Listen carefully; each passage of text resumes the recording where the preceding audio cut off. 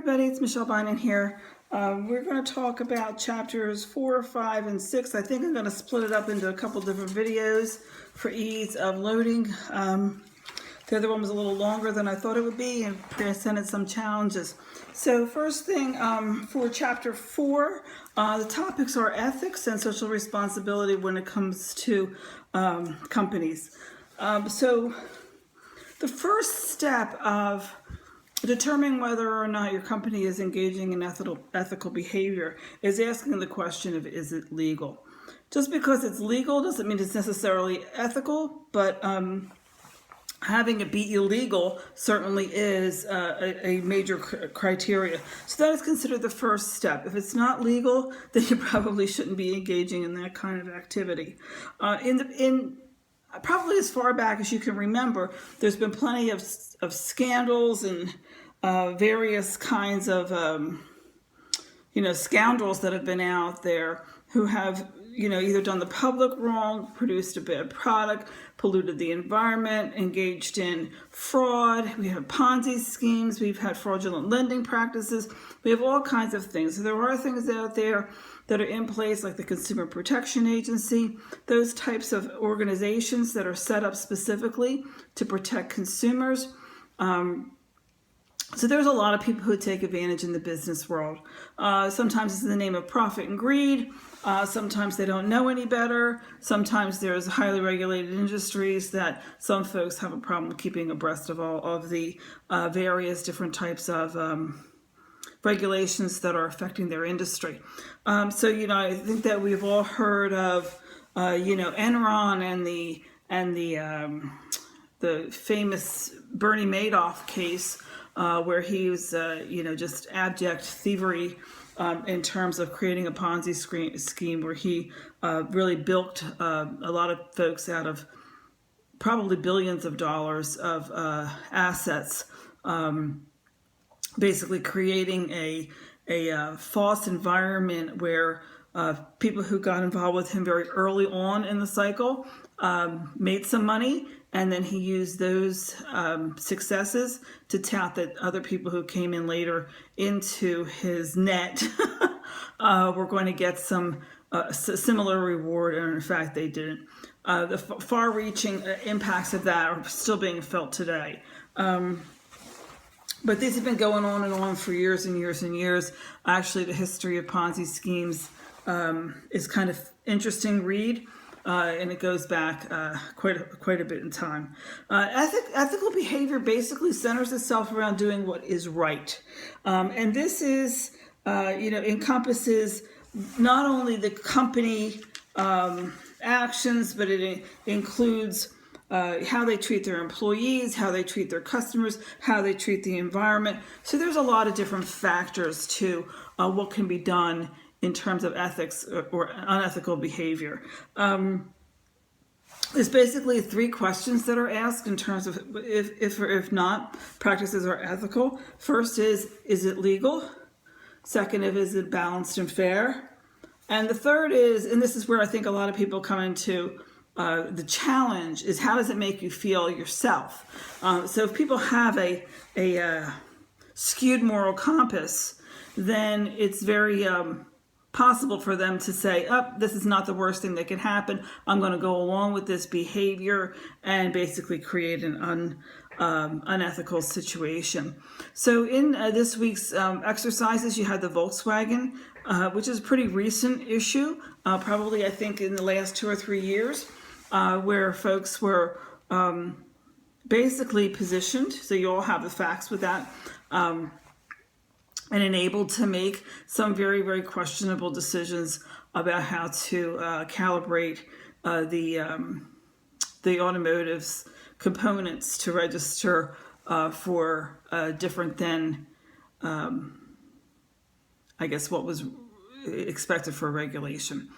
So you saw how that kind of was set up, where the company had got guidelines. The management themselves had questionable practices, and then it led some folks to go down a path of making pretty much unethical decisions. So this has cost that company a fortune. In many, many cases, some people got back the entire value of their automobile. So it's something to think very hard about when you're going to have a business and what kind of ethical standards you're going to have. Ethics start at the top. That whole situation, plus many, many others, had the folks at the very top of the corporate pyramid. If they had said this is totally unacceptable behavior, it would have been quashed at that point. So there has to be a toleration at the top level if they're aware of things that progress through in terms of unethical behavior. Many companies nowadays have a written code of ethics. Basically, it's a set of guidelines that are either compliance or behavior driven, that they ensure that employees act a certain way, that the products follow a certain guideline, that they are social, good corporate citizens, basically. So it's a nice thing when you can be in a company where you have standards, because you can always point to them as a guiding principle for whether or not an activity is something that should be engaged in. There are protection for people who, inside or outside of the company, choose to whistleblow, which is they're named a whistleblower. Basically, there are people who choose to put themselves out and identify improper corporate behavior and ethical violations, and they are protected. Usually, it's not an easy path to take, but most of the time, it is the right thing to do. The important thing within the corporate guidelines is that you can have these standards, you can have these guidelines, you can have these written code of ethics. If they're not enforced, people will start to take advantage and slide a little bit. So it's very important that you have corporate governance, compliance officers, and that type of thing in place to ensure that there's enforcement. And one of the things to be concerned with in that area is also insider trading, which is illegal. You're not allowed to know something and have financial gain and have an unfair advantage, excuse me, over others in the financial marketplace. Second part of the chapter deals with social responsibility of a corporation or a company. Basically, it's implying that a company has to act with integrity and fairness and respect to all of those that it engages in business with. There's a lot of companies that engage in corporate philanthropy. They either give money away, do fundraising, have corporate sponsorships. Many times, and many companies are now allowing employees to have a day, a few hours, even a week. Some companies do, to engage in charitable time usage through volunteer hours and those kinds of things. So if your company has that type of thing, you're lucky.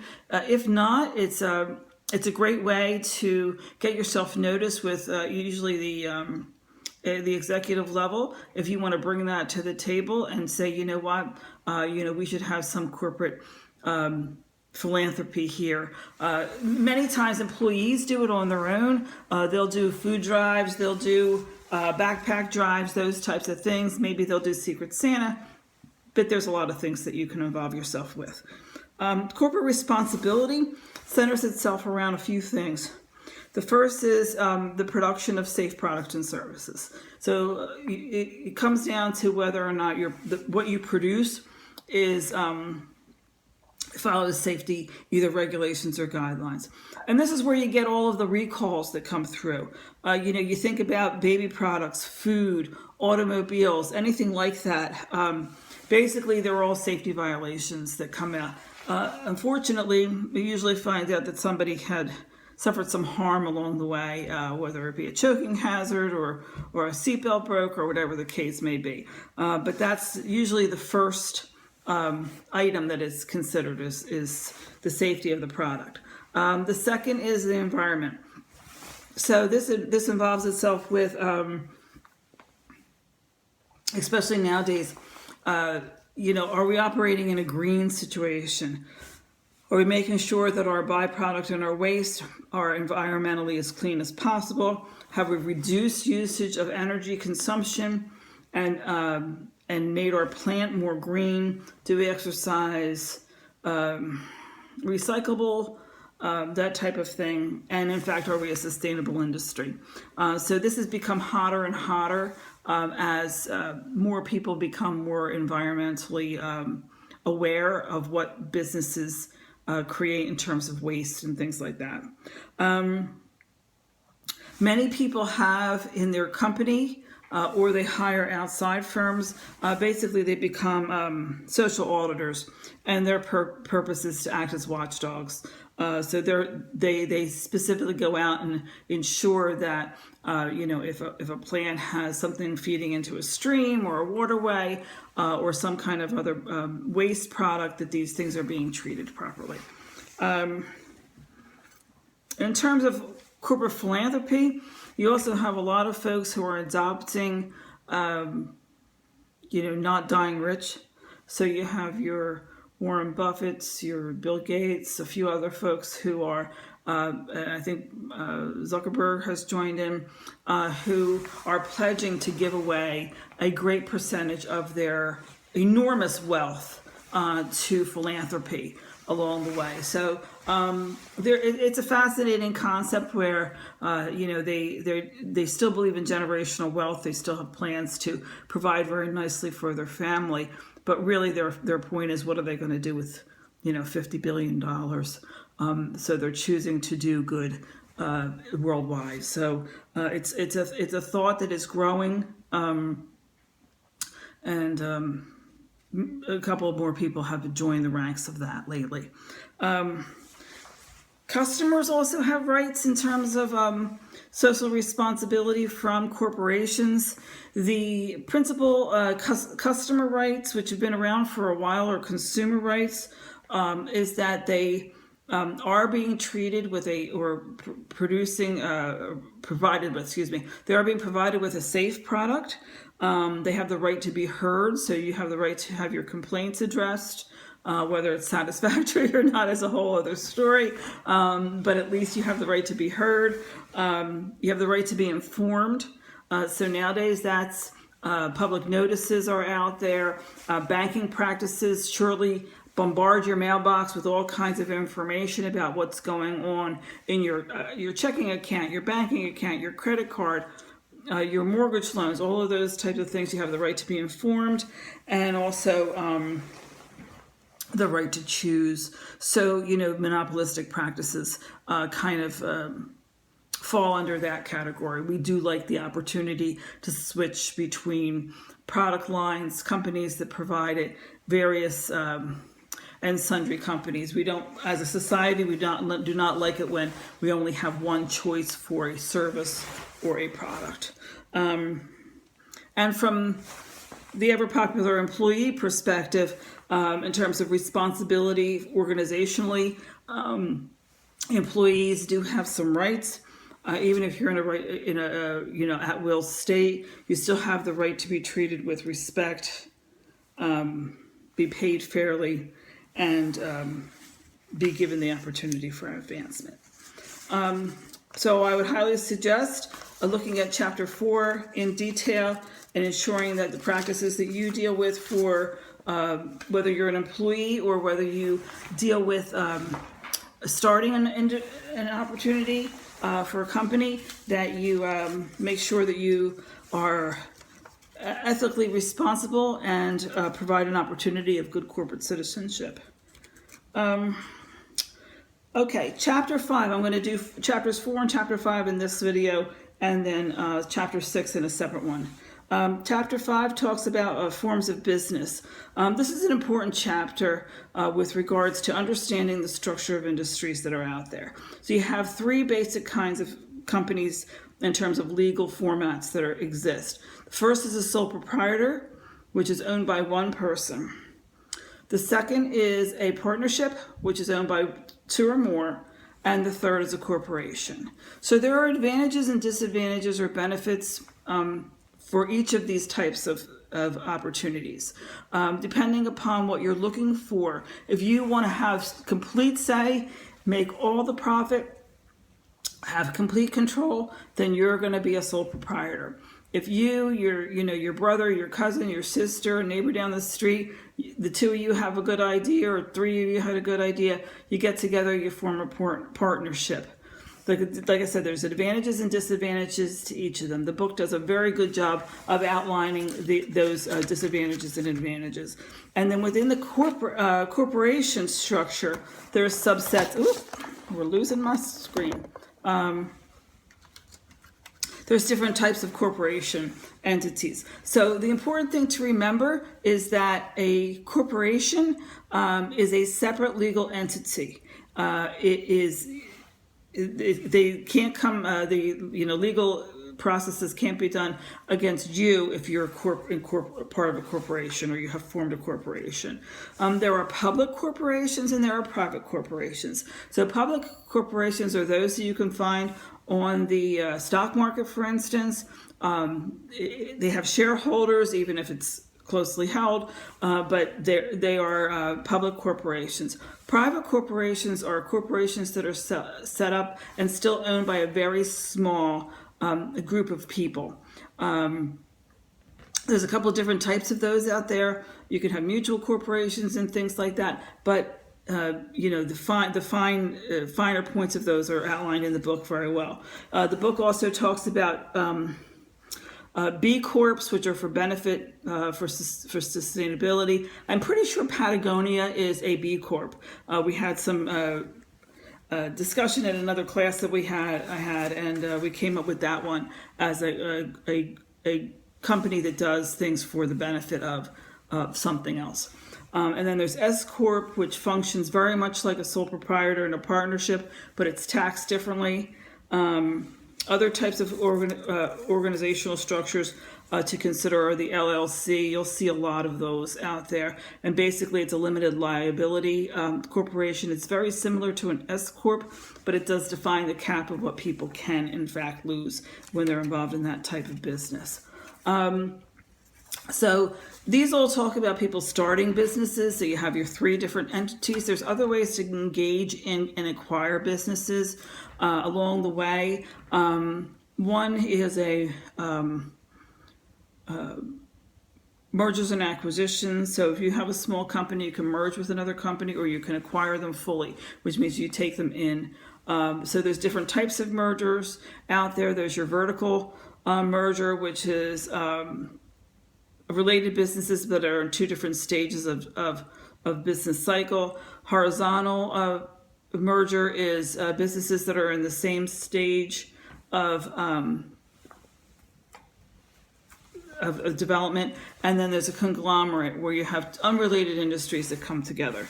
So there's a couple of different types of M&A out there. There's also a lot about franchising in the book. So franchising is an opportunity for you as a individual or as a partnership to actually go and buy into an existing organization that probably already has a product or set of services. It has a marketing plan. It has a business plan. It might help you get location, for instance, get a location. So a lot of our fast food restaurants and things like that, a lot of people get into franchises. They do very well with them. Some people don't, but a lot of people do. And it's for people who basically didn't have the original idea, but they have money to invest in it, and they're willing to work somebody else's plan. And they still wind up, in many cases, doing very well. The last type of business that I want to talk about is cooperative. Now, cooperative is basically a business that is owned. Those who use it own it and control it. So you might see a local food co-op, which is a grouping of people or farmers who get together and they share their bounty. And then people who engage in the cooperative might, for a certain fee, buy in, they get all their food, and then maybe they have to work the food stand or something like that to help paint and, you know, actually run the cash registers and things like that. So it kind of becomes like a smaller encapsulated business group where the people who use it control and own it. That was a really quick wrap up for chapter 5. I'm going to stop the video now, and then we'll do chapter 6 in a separate one. Thank you.